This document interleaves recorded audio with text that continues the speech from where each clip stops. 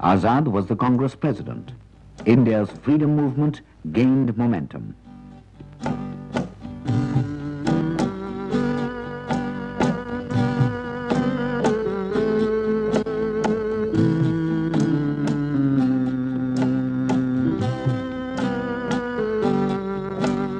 When the Cripps mission came in 1942, India offered to cooperate with Britain in her fight against fascism, only on the promise of full freedom at the end of the war.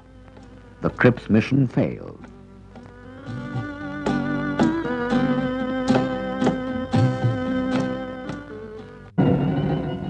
On the 9th of August 1942, the Indian National Congress met under Azad's presidentship and passed the Quit India Resolution. All the national leaders were arrested. A reign of terror was let loose on unarmed Indians.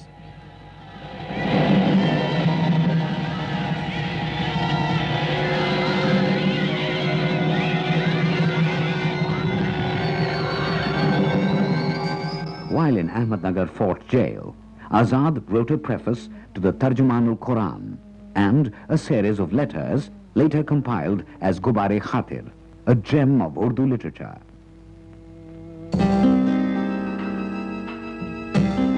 Here, in jail, he received the sad news of his wife's death in Calcutta.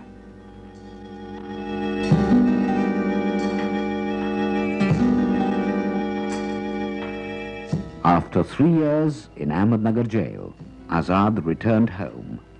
From Howrah, he drove straight to Maniktala, where his wife, Zulekha Begum, was laid to rest. Zulekha, who sacrificed her family life for India's freedom struggle.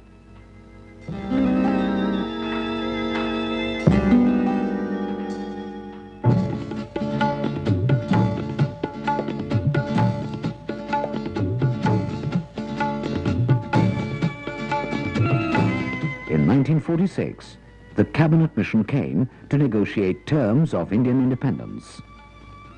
Azad, the apostle of freedom with unity, clarified India's stand. No division was his rigid demand as the president of the Indian National Congress.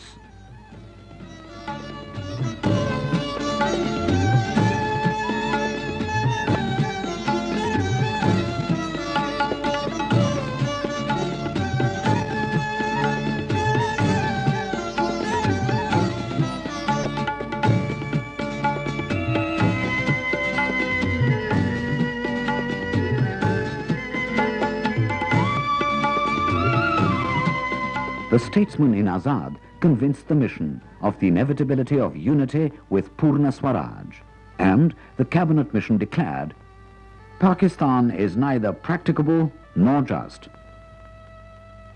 The cabinet mission came out with a proposal for the establishment of a 3-tier federal government with a united center, 3 groups of provinces, and the provinces as its constituent units.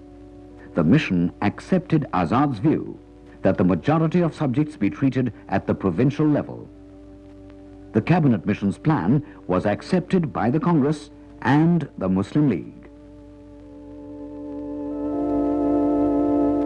Azad called this a glorious event in the history of the freedom movement in India. Maulana Azad invited Jawaharlal Nehru to take over as president of the Congress, since Azad felt that India was on the threshold of freedom and his life's mission fulfilled. The attitude of the Muslim League resulted in the division of India into 2 nations. Maulana Azad's dream lay shattered.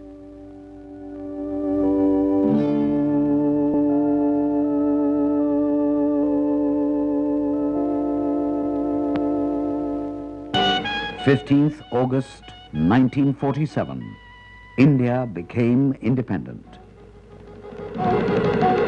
As a result of partition, millions became homeless in one of the greatest migrations in human history. Over 10 million refugees moved into India.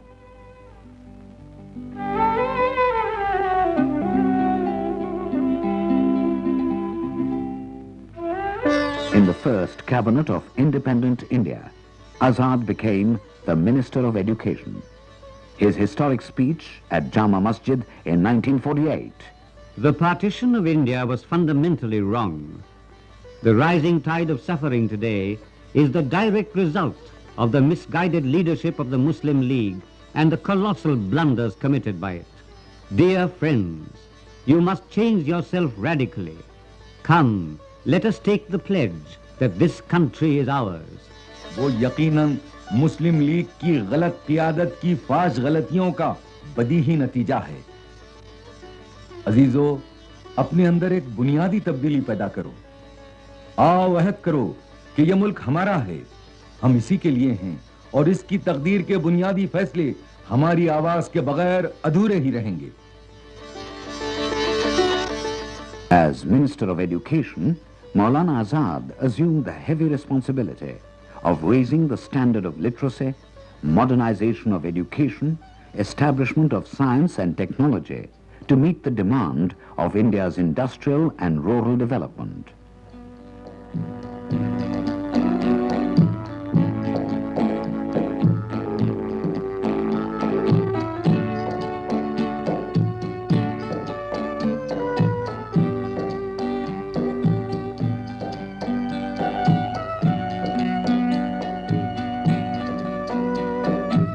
Maulana Azad declared open the National Library in Calcutta, a storehouse of knowledge, a place of learning. Schools and colleges do not put us in the home of knowledge. They bring us only to the door. It is then up to us to take advantage of a library service which is not only a source of history but provides readers truthful information about conditions in the country and the real needs of our people.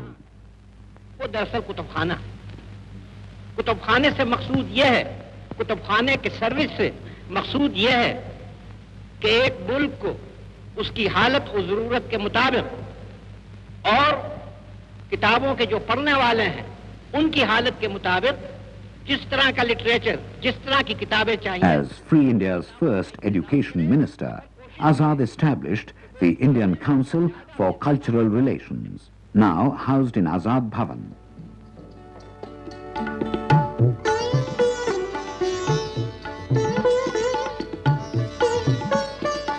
He encouraged cultural exchanges, particularly amongst countries of Asia and Africa. He provided facilities for students from developing countries to receive education in Indian universities, for he believed that India should give her best to the world and assimilate what is good in other cultures. The last 30 pages of Maulana Azad's autobiography, India Wins Freedom, are kept in safe custody here. The contents of these pages will become known only in 1988, that is, 30 years after his death, in deference to his wishes.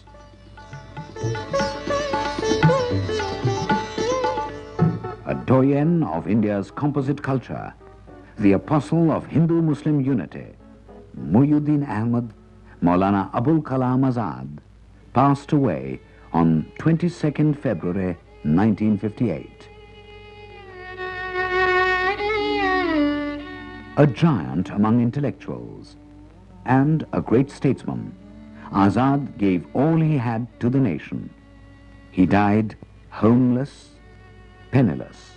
He had said, मेरी जिंदगी का सारा मातम यह है कि इस अहद और महल का आदमी न था, मगर इसके हवाले कर दिया गया. On his death, Dr. Rajendra Prasad said, Maulana Azad has abandoned the mortal coil, but his spirit will continue to inspire us and others yet unborn. May we prove worthy of this great heritage.